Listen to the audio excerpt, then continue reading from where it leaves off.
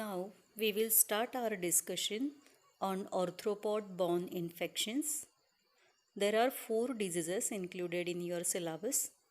It includes malaria, dengue syndrome, Zika virus disease, and lymphatic filariasis. In next few sessions, we are going to discuss topic of malaria. Let us try to understand what is malaria. Malaria is protozoal infection. It is caused by genus Plasmodium and it is transmitted by bites of certain species of infected female Anopheline mosquito, and clinically typical attack of malaria or classical attack of malaria is characterized by three stages. These stages includes cold stage, hot stage and sweating stage. Let's look at problem of malaria at global level, or simply the title used in K-Park as problem statement world. Between the year 2010 and 2016, global incidence of malaria has decreased by 18%, as well as mortality also reduced by 32% in high-risk population. Highest global burden of malaria it is seen in sub-Saharan Africa. In the year 2016, 216 million cases of malaria has been reported, whereas in the same year 4,45,000 deaths due to malaria were reported.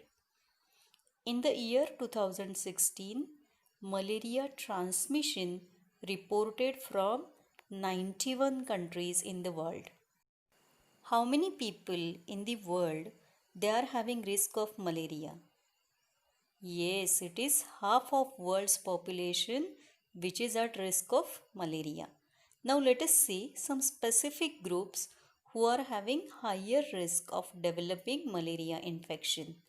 These groups includes young children, those pregnant women who are not immune to malaria or who are semi-immune to malaria, pregnant women with HIV infection, people with HIV or people with AIDS. It further includes travelers traveling from non-endemic areas to malaria endemic areas, as well as immigrants returning from non-endemic areas to malaria endemic areas. Problem of malaria, which is seen in children. Globally, 10% to 30% children they die due to severe malaria, and majority of these children they are residing in remote areas or in rural areas where adequate treatment facilities are not available.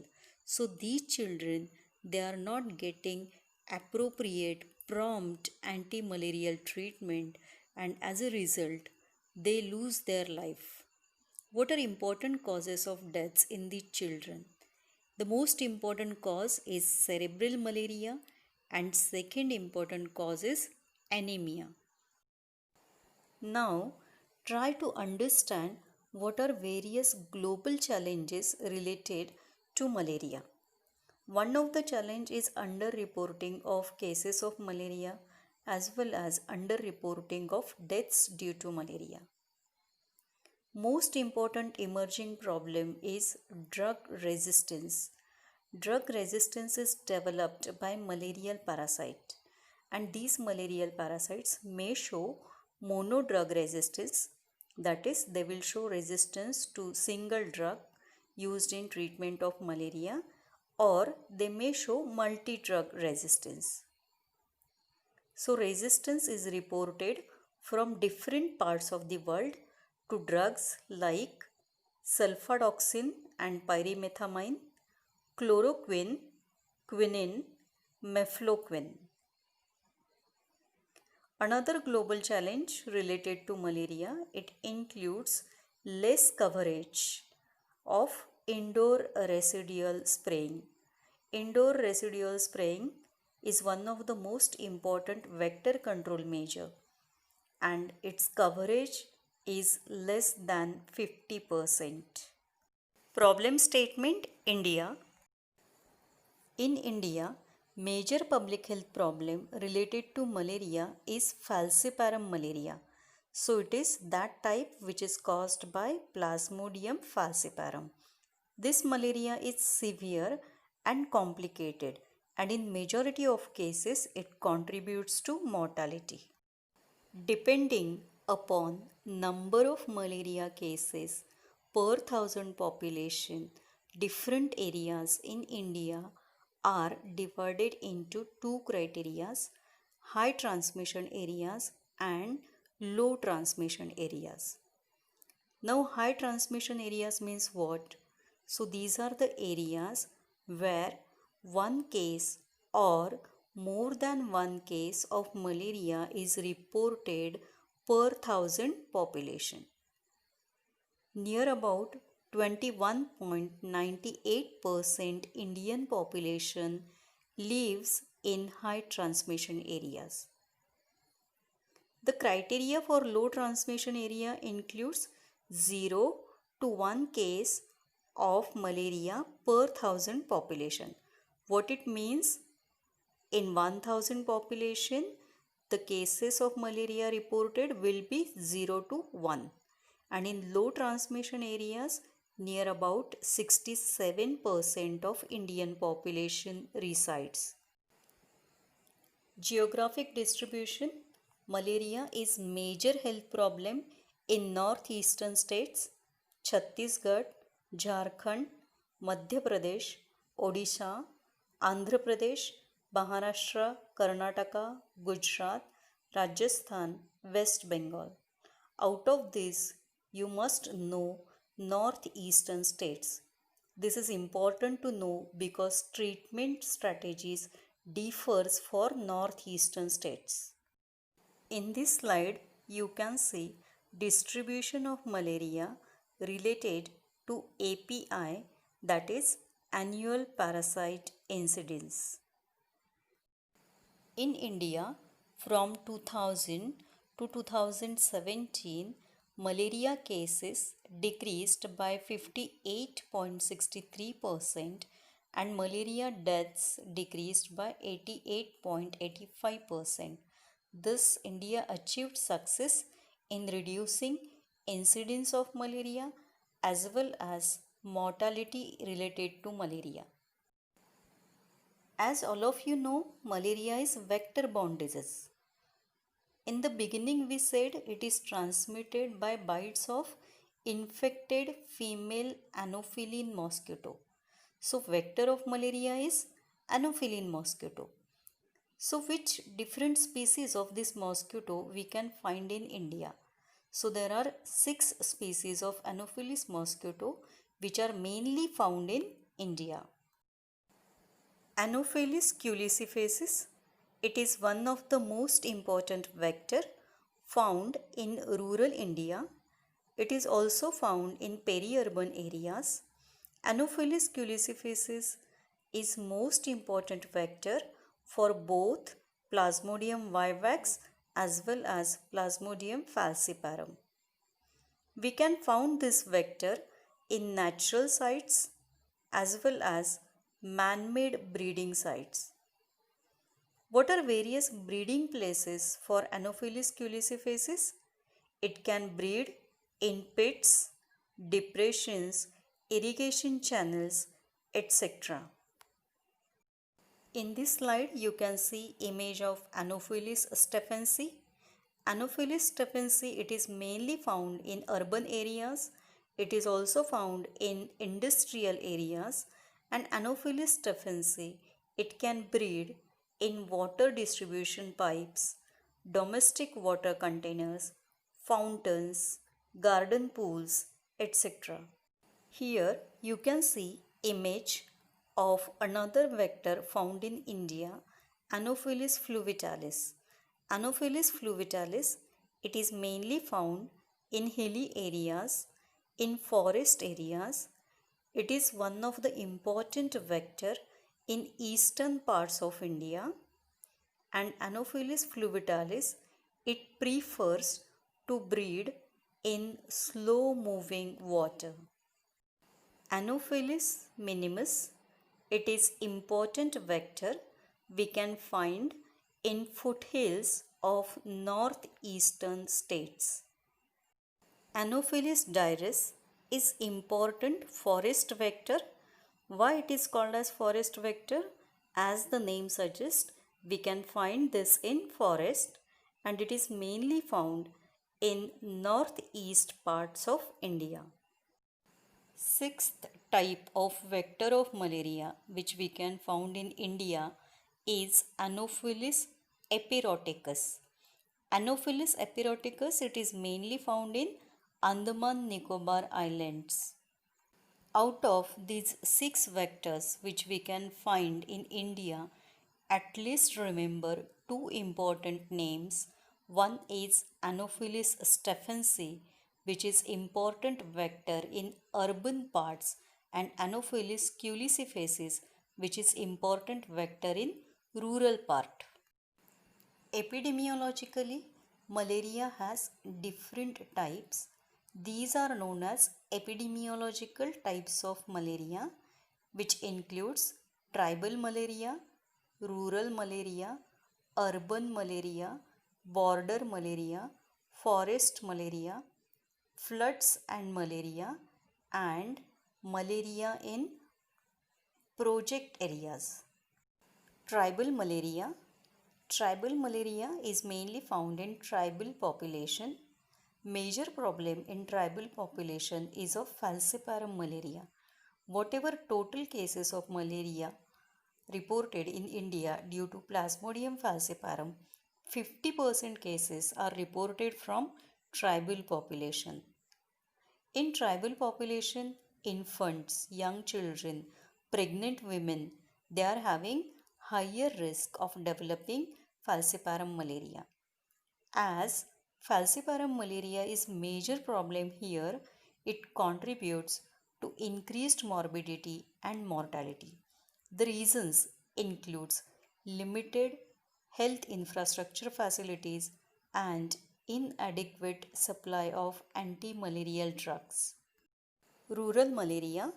In rural India, we can get cases of both vivax malaria as well as falciparum malaria. The distribution pattern which we can find in rural India, it includes endemic pattern. So in rural areas, malaria is found in endemic form. If we compare development of health infrastructure facilities, these are better developed as compared to tribal areas. And in rural India, we found important vector of malaria, that is Anopheles culissifacis. Urban malaria. 80% of malaria cases occur in urban areas. Malaria cases are mainly seen in peri-urban areas, and the important reason for increased occurrence of malaria cases in peri-urban areas is poor sanitary conditions, which contributes to breeding of mosquito and more transmission of malaria. In urban areas, we can found important vector Anopheles stephensi. Health infrastructure in urban areas is well developed. To recall, it is poorly developed in tribal areas, it is better developed in rural areas, and it is well developed in urban areas. Border malaria. Border areas are high transmission belt of malaria in India. Problem of malaria can be seen at international borders as well as at state borders. And whatever cases they are occurring at these areas, important problem which is faced in malaria control, it includes mixing of population. At the same time, administrative control is very poor at border areas. Next epidemiological type of malaria is forest malaria.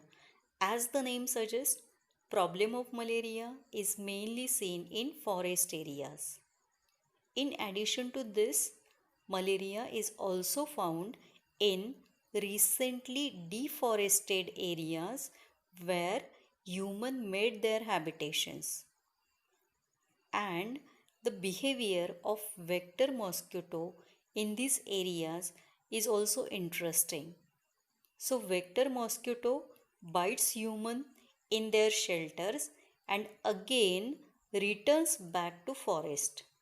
So this behavior of vector mosquito creates problem in malaria control because indoor residual spraying becomes less effective against these vectors as they are not residing in homes or in shelters and they returns back to forest after biting humans.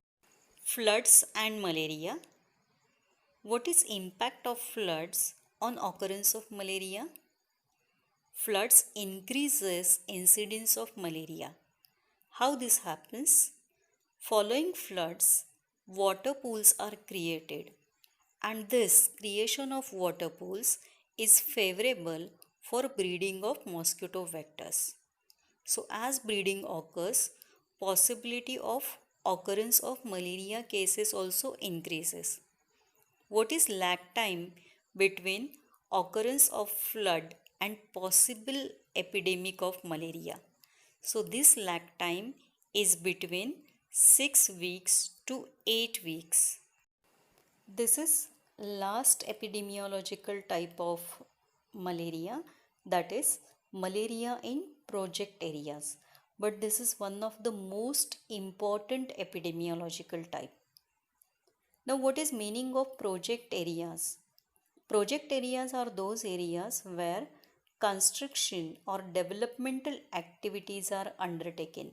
So you will find various ongoing construction activities, various ongoing developmental activities, different engineering projects that are undertaken in these areas. Now, as various projects are going on, people have opportunities for work. Now, what happens? Laborers from different parts of India, they migrate to such areas for work.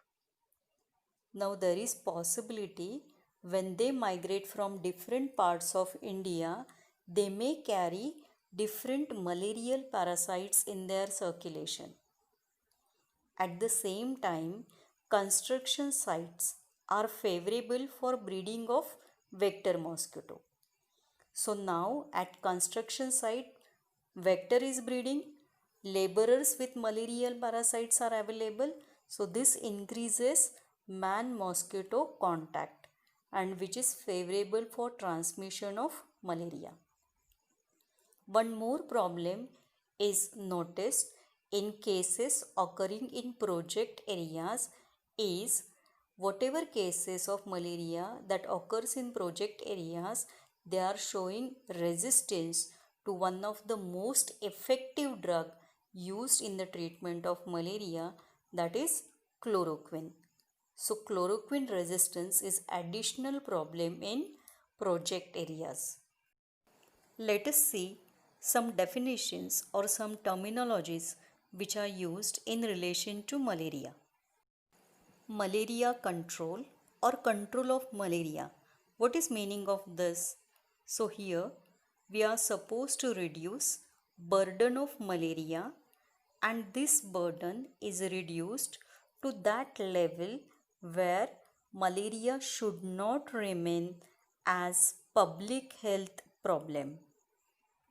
Malaria elimination. What is elimination of malaria? It means interrupting mosquito-borne transmission of malaria in local areas. In addition to this, it also includes zero incidence of malaria in definite geographic areas. Now, when Mosquito-borne transmission is fully interrupted for successive 3 years, then World Health Organization issues certificate of elimination to the country. Malaria eradication, it means permanent reduction to zero incidence at global level. So when we achieve the target of zero incidence at global level, we can say malaria is globally eradicated. And once different species of malarial parasites are globally eradicated, in future further interventions won't be required. Epidemiological determinants. As you all know, under this heading, we study agent factors, host factors, and environmental factors. There are different types of agent factors like biological agents, physical agents, chemical agents, etc. The agent factors involved in malaria are of biological type. In introduction, we said malaria is protozoal infection. So, malaria is caused by protozoa. What is name of this protozoan? It is Plasmodium. And there are 5 different species of Plasmodium which can cause malaria. These species are Plasmodium vivax, Plasmodium falciparum, Plasmodium malariae, Plasmodium ovale, and Plasmodium knowlesi. It is graphical presentation showing cases of malaria caused by different species of Plasmodium. In statistical data presentation, this type of diagram is called as pie diagram or pie chart. In this diagram, you can see majority of cases are caused by Plasmodium vivax followed by Plasmodium falciparum, and in few cases you can find mixed infection caused by both Plasmodium vivax as well as Plasmodium falciparum. Remaining percentage is very less, contributing to ovale and malaria. Right now we said majority of cases of malaria, they are occurring due to Plasmodium vivax or Plasmodium falciparum. Now what about Plasmodium ovale and Plasmodium malariae? Plasmodium ovale is mainly confined to tropical Africa, whereas Plasmodium malariae in India we can found this only in Karnataka. Life history of malarial parasite. Let's understand how malarial parasite, that is Plasmodium, completes its life cycle. Malarial parasites completes their life cycle in 2 different hosts. Out of this, one is man and second is female Anopheles mosquito. Here, man is intermediate host, whereas female Anopheles mosquito is definitive host. For malarial parasites, man is intermediate host. It means malarial parasite completes its asexual cycle in man. And this asexual cycle in man is called as caesogony. Whereas mosquito is definitive host for malarial parasite. So here malarial parasite completes its sexual cycle, and this cycle in mosquito is known as sporogony. So in man it is caesogony and in mosquito it is sporogony. What is caesogony? The life cycle that malarial parasite completes in human is known as caesogony. So in human, these parasites, they develop in liver, later they develop in erythrocytes, and finally they develop into gametocytes. So there are 3 different stages or 3 different phases that we can found in human. It includes hepatic phase or exoerythrocytic phase. Second phase is erythrocytic phase and last phase is gametogony. First phase in human cycle is hepatic phase. How it begins? So when infected female Anopheles mosquito bites to human, it releases sporozoites from its salivary glands.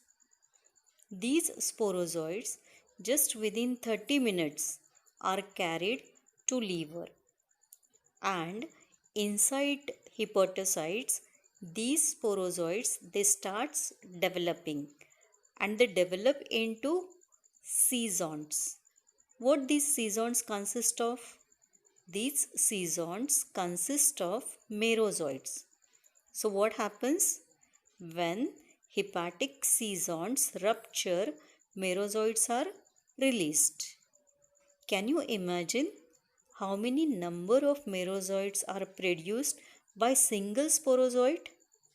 Number depends on the species of Plasmodium. If it is Plasmodium falciparum, a single sporozoite of Plasmodium falciparum can produce 40,000 merozoites. And in remaining species, this number may vary from 2000 to 15,000 merozoites. Here, pay attention to important keyword, that is hypnozoites. We will try to understand what is meaning of hypnozoites. Now we said when infected female Anopheles mosquito bites, sporozoites are introduced, carried to the liver, develop inside hepatocytes, develops into seasons, and when hepatic seasons ruptures, merozoites are released. Now, if it is Plasmodium falciparum, if it is Plasmodium malariae, all hepatic seasons ruptures simultaneously. But if it is Plasmodium vivax or Plasmodium ovale, some hepatic seasons may remain in dormant form or in latent form. So these dormant forms or latent forms are known as hypnozoites, and these hypnozoites are responsible for development of relapses in malaria. So don't forget, relapse can occur in vivax malaria, it can occur in oval malaria, and it is very important for complete cure or radical cure to use the drugs which can act on these hypnozoites. Erythrocytic phase, when this phase begins, it begins after rupture of hepatic seasons. So as you know, when hepatic seasons rupture, merozoites are released, and these merozoites they penetrate erythrocytes or RBCs. Now they start development inside RBCs, and you can see various stages of developments like ring form, tropozoite form, or seasoned form. This seasoned is called as erythrocytic seasoned. Now when erythrocytic seasoned ruptures, again merozoites are released, and these merozoites will invade fresh RBCs. What is practical significance of this stage of life cycle of malarial parasite? Now when erythrocytic season ruptures, this coincides clinically with the occurrence of febrile paroxysm in patient, and at the same time the classical periodicity that we can find in malaria, it is related to the time duration required for completion of erythrocytic cycle. So this time varies for different species of malarial parasite. For vivax, for ovale, and for falciparum, it is 48 hours. So generally, you can see occurrence of febrile paroxysms on every third day in these types of malaria. Whereas in case of Plasmodium malaria, the time required for completion of erythrocytic cycle is 72 hours. So febrile paroxysms, they occur on every fourth day in Plasmodium malaria. Last stage in the development of malarial parasite inside human host is formation of gametocytes. So from merozoites, male and female gametocytes are formed. Now these gametocytes, they have other names also. So male gametocyte can also be called as microgamete, whereas female gametocyte can also be called as macrogamete.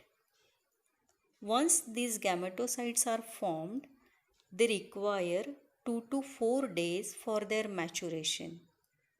Remember, presence of mature gametocytes in human host is very essential because only mature gametocytes can develop inside vector mosquito, whereas immature gametocytes, they are not capable of further development.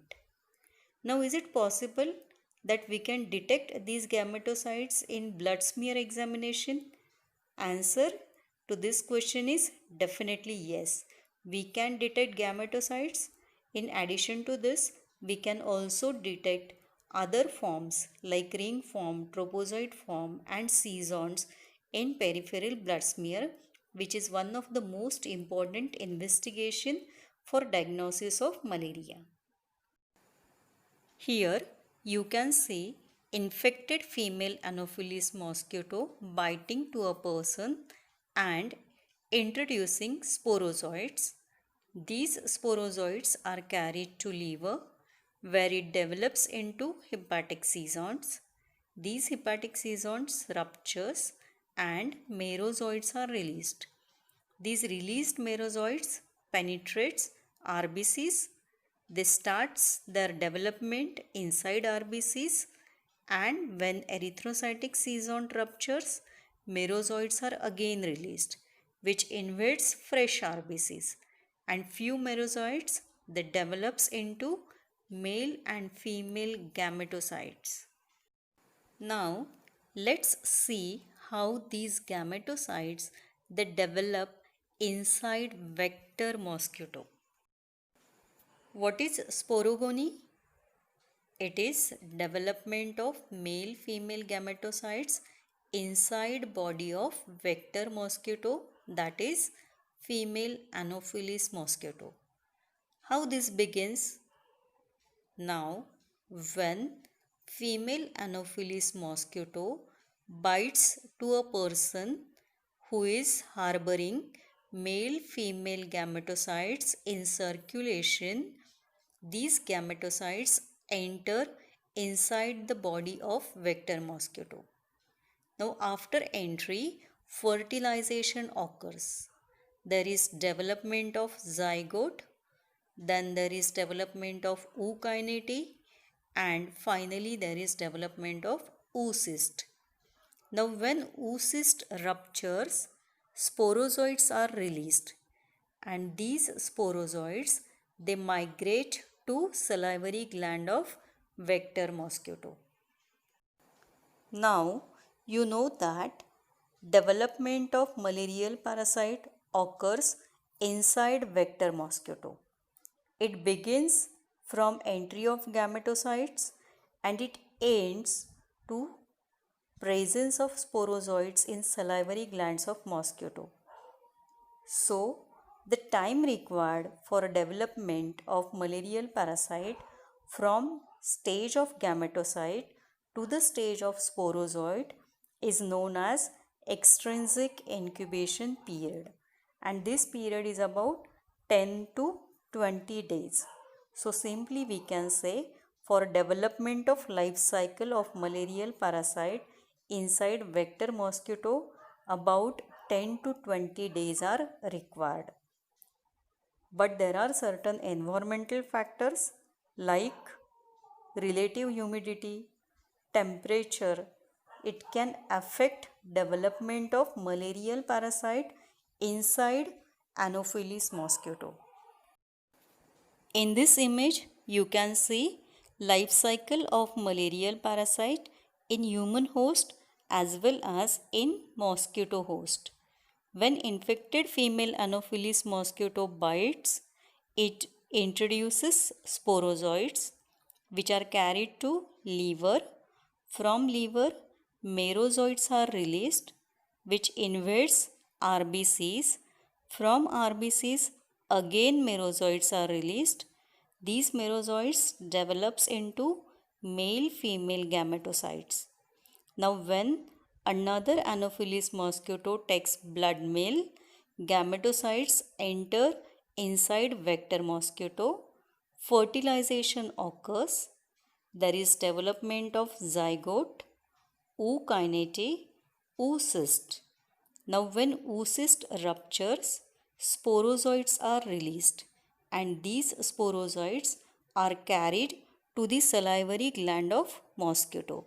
Now this mosquito is ready to infect another human host. This is one more image showing you life cycle of malarial parasite in human and in mosquito. This is just added for better understanding. Now I request you to watch this animated video on life cycle of malarial parasite. When a female Anopheles mosquito penetrates human skin to obtain a blood meal, it injects saliva mixed with an anticoagulant. If the mosquito is infected with Plasmodium, it will also inject elongated sporozoites, motile spindle-shaped asexual cells, into the bloodstream of its victim. The sporozoites travel to the liver where they enter liver cells and rapidly divide asexually. This asexual division, which is called schizogony, generates the next life cycle form called merozoites. The released merozoites invade other liver cells and enter the host's bloodstream, where they invade erythrocytes. Once inside the erythrocyte, the merozoite begins to enlarge as a uninucleate cell termed a ring trophozoite. The trophozoite's nucleus then divides asexually to produce a schizont which contains several nuclei. The schizont then divides and produces mononucleated merozoites. The erythrocyte ruptures and releases toxins throughout the body of the host, bringing about the well-known cycle of fever and chills that is characteristic of malaria. Plasmodium enters a sexual phase when some merozoites in the erythrocytes develop into gametocytes, cells capable of producing both male and female gametes.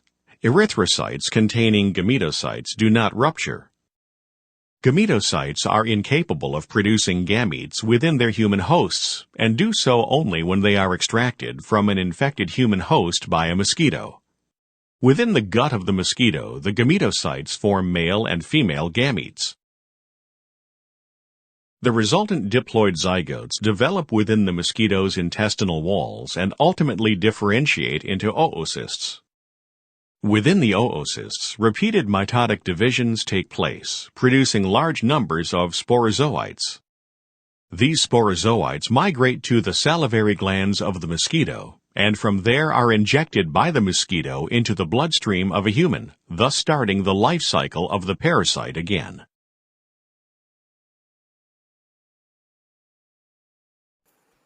What is reservoir of infection for malaria? In tropical Africa, there is possibility that chimpanzees are a reservoir of malaria infection. But most important reservoirs are human reservoirs. Now in human, to whom we will call them as reservoirs for malaria. So these are those persons who harbors both male as well as female gametocytes in circulation. So presence of only male-female gametocytes is not essential.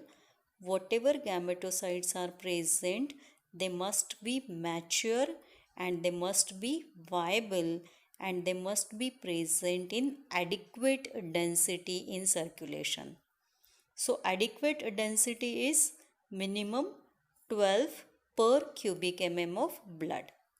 So all those malaria cases which harbors live, mature, male as well as female gametocytes in adequate quantity are only called as reservoirs.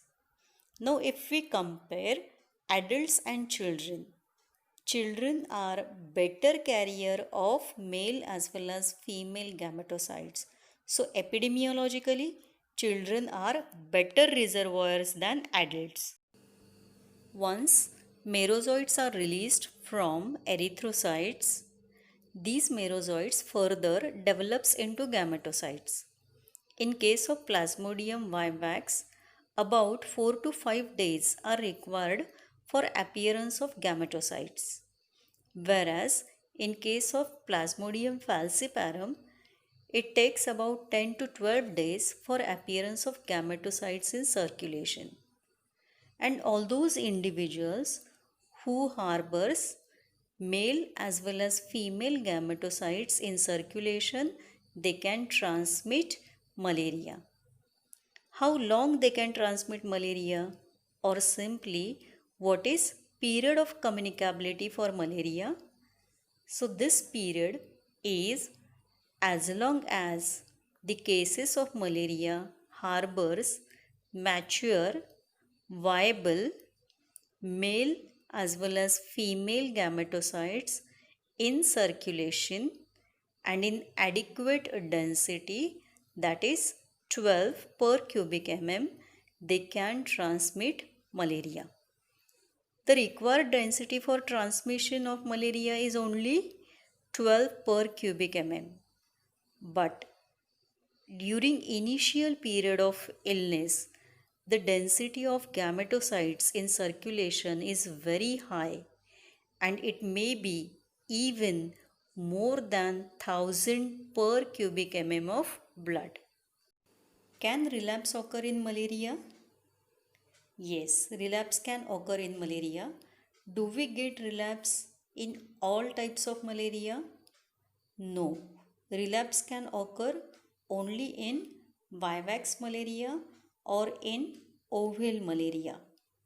It occurs 3 years after primary infection. What is reason for occurrence of relapse in malaria? The reason is presence of hypnozoites. That is, those hepatic seasons which remain in dormant form or in latent form. So these dormant or latent hepatic seasons or hypnozoites are responsible for producing relapse in vivax malaria and in oval malaria.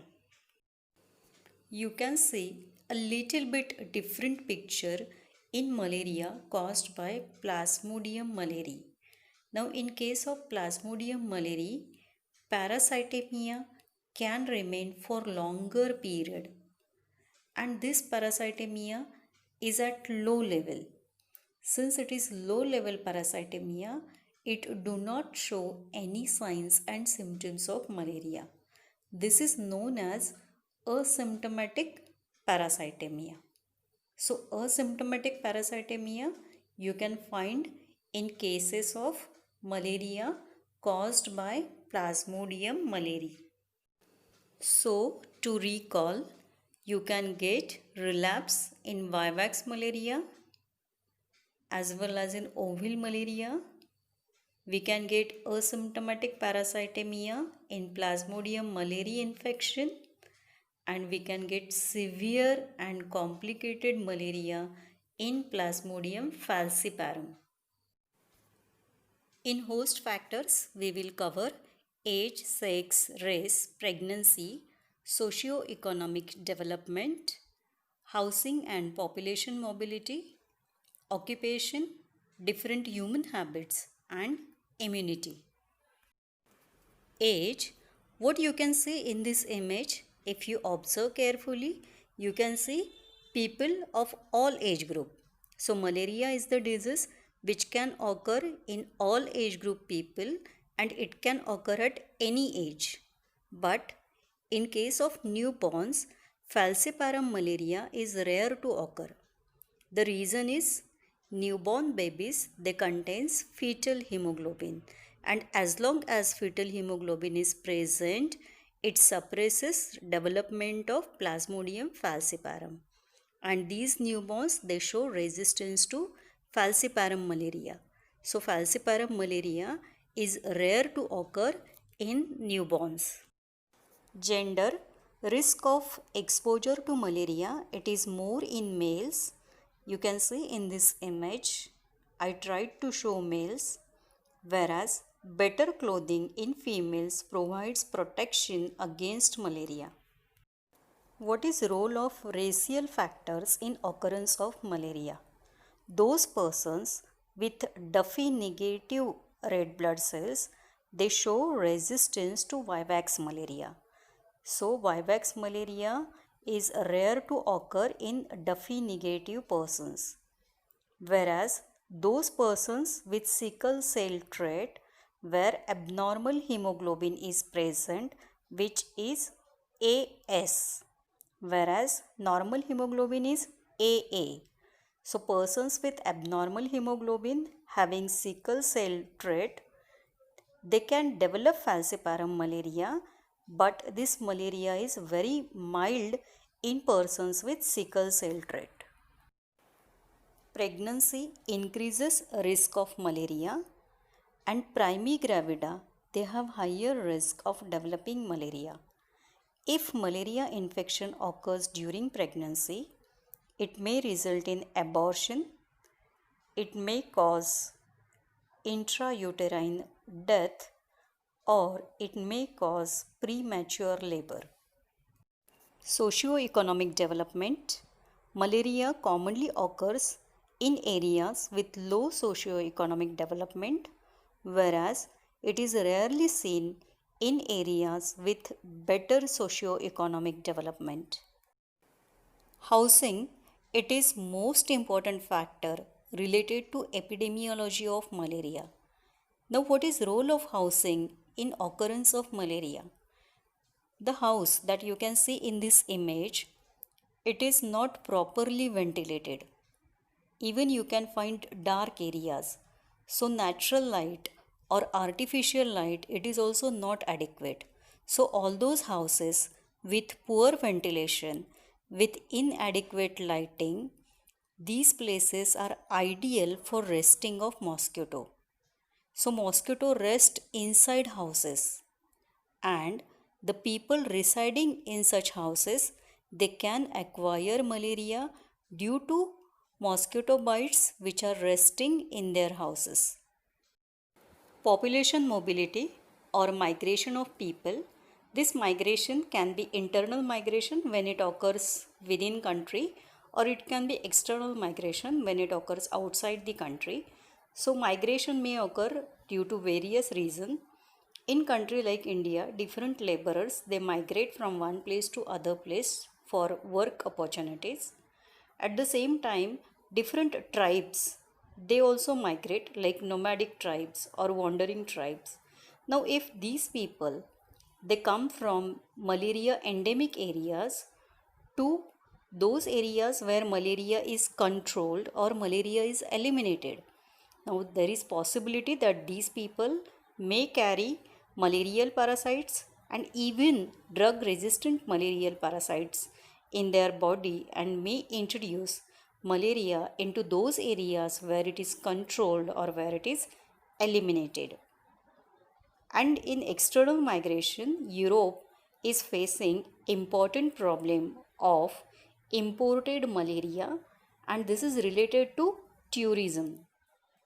Occupation. Malaria is closely related to agricultural practices. So, cases of malaria are mainly seen in rural population, and the disease malaria is predominantly rural disease. Human habits like housing, different habits of people can also contribute to occurrence of malaria. One of the important habit that we can mainly find in rural Indians is outdoor sleeping. Outdoor sleeping, it increases man vector contact and possibility of occurrence of malaria increases.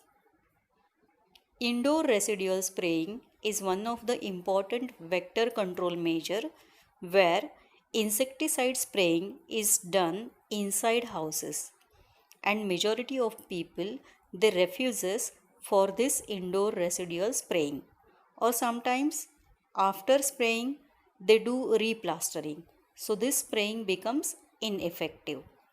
Majority of Indians they do not use mosquito net, so personal protection is not done. And few Indians like nomadism or nomadic tribes they keep on moving from one place to other place. So all these human habits can contribute to occurrence of malaria. Immunity. Immunity in infants. Maternal antibodies provides protection to infants. But how long these infants are protected against malaria, it depends on immune status of mother. Immunity after natural infection.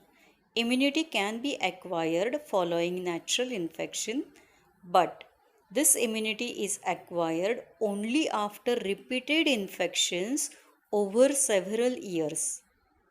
And immunity acquired is species specific, means the person suffering from particular type of malaria will become immune only to that type and not to other types of malarial parasites. Immunity in persons residing in endemic areas. So those people who are residing in endemic areas, they may show resistance to malaria or they are immune to malaria as long as they are residing in malaria endemic areas. Once such people leaves malaria endemic areas and goes to non-endemic areas, immunity gradually decreases. Another aspect is semi-immune persons and malaria. Those persons who are semi-immune to malaria, they may show asymptomatic parasitemia. So they may harbor parasites in their circulation and may not develop signs and symptoms of malaria. Environmental factors. In this we will see season, temperature, humidity, rainfall, altitude and man-made malaria. Season. Malaria is seasonal disease. If you can recall from introductory part where we said malaria is endemic in India and endemicity is unstable, means it shows seasonal fluctuation. So in India, maximum prevalence of malaria it is seen from July to November, and as you can see in this image, this time period coincides with some part of rainy season and some part of winter season. Temperature. Temperature it affects development of malarial parasite inside the mosquito. That is, it will have impact on sporogony. So temperature range of 20 to 30 degrees Celsius is ideal for development of malarial parasite inside vector mosquito. But if this temperature falls below 16 degrees Celsius or if it is above 30 degrees Celsius, it will adversely affect development of malarial parasite in vector mosquito. So ideal temperature required for development is 20 to 30 degrees Celsius. Humidity, it affects lifespan of vector mosquito. In this image, you can see a scale of relative humidity. This scale ranges from 0 to 100% and the pointed figure is 60%. So, 60% relative humidity is essential for completion of normal lifespan of vector mosquito. And if relative humidity falls below this level, it may affect or it may reduce lifespan of vector mosquito. Rainfall. Rainfall can have different impacts on occurrence of malaria. Rainfall, it increases atmospheric humidity, and right now we said relative humidity of 60% is essential for survival of vector mosquito. At the same time, rainfall can favor breeding of mosquito. Following rainfall, water pools are created which are favorable for mosquito breeding. But if heavy rainfall occurs, so it may flush breeding places of mosquito. Altitude. Can you recall name of vector mosquito? Yes, you are right. For malaria it is female Anopheles mosquito. Can this mosquito survive at higher altitude above 2000 or 2500 meters? No, this altitude is not favorable for the growth of Anopheles mosquito. So, malaria is not seen at higher altitude above 2500 meters. Man-made malaria. Man-made projects favors breeding of mosquitoes. So examples of such man-made projects includes different construction activities like construction of roads, construction of bridges or construction of dams, various garden pools, irrigation channels or fountains. These are the places where mosquito can breed and can spread malaria. So as this breeding occurs because of man-made projects, it is known as man-made malaria, and it is similar to that which we discussed in epidemiological types of malaria as malaria in project areas.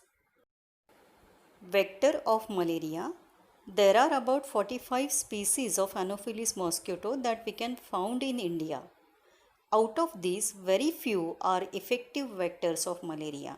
It includes Anopheles culissifacis, Anopheles stephensi, Anopheles fluvialis, Anopheles minimus, Anopheles maculatus, Anopheles philippinensis, and Anopheles sundicus.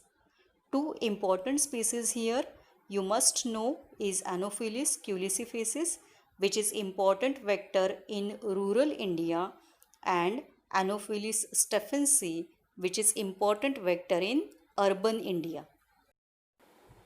Why it is important that we must have appropriate knowledge of Anopheles mosquito? Because till date there is no effective vaccine available for malaria. So malaria prevention is difficult.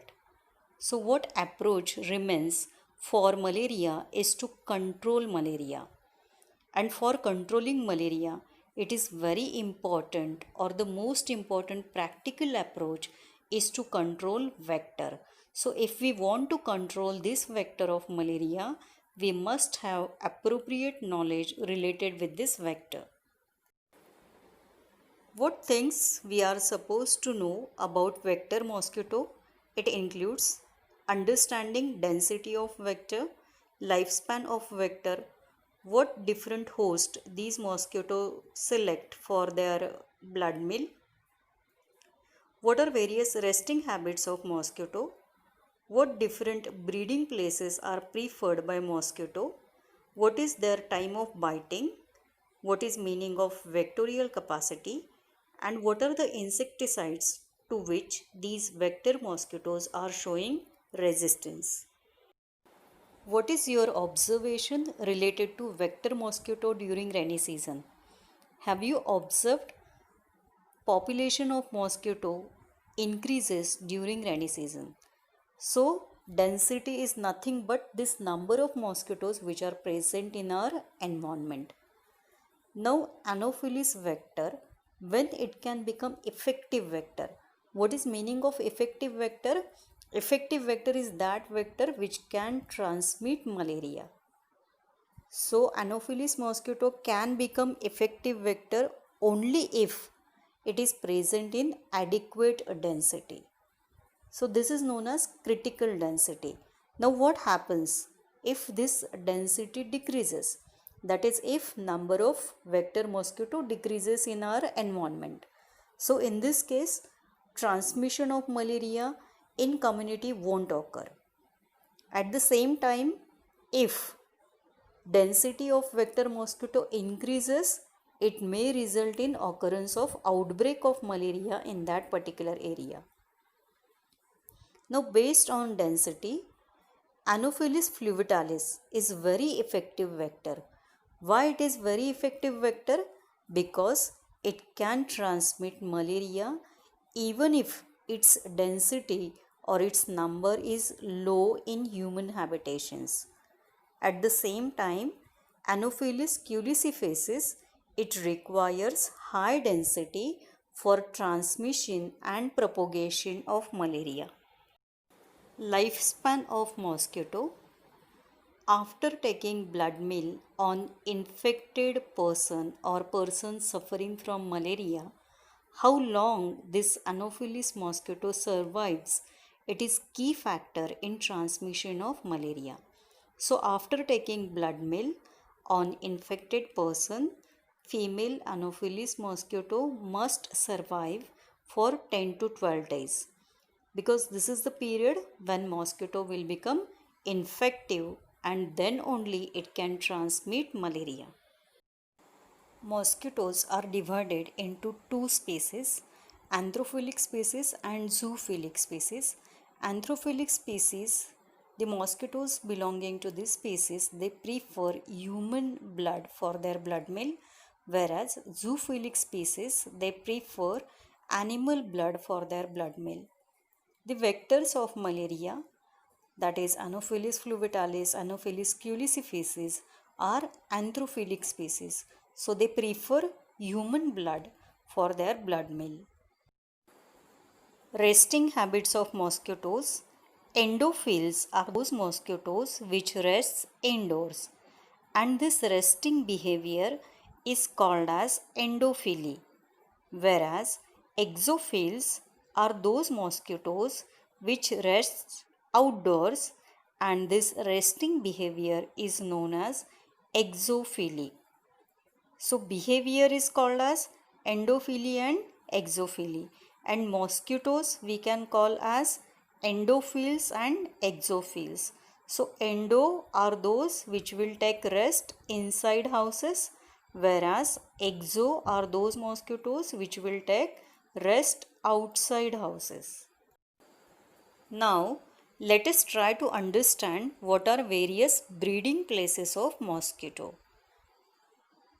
Anopheles stephensi, it can breed at various places like wells, fountains, overhead tanks, water distribution pipes, domestic water containers, etc. Anopheles fluviatilis, it prefers to breed in slow moving water, whereas Anopheles sundicus, it prefers to breed in brackish water. Brackish water is salty water. This is one of the interesting aspect related to Anopheles mosquito. What is biting time of Anopheles mosquito? Anopheles is nocturnal biter, so it prefers to bite between dusk and dawn. If you compare this with Aedes mosquito, Aedes is day biter. Vectorial capacity, it is combined effect of density of vector and susceptibility of vector to infection. Resistance of vectors to insecticides, it is important for us to know insecticide resistance of vector, because understanding of this aspect helps us in selection of appropriate insecticides for control of the vector.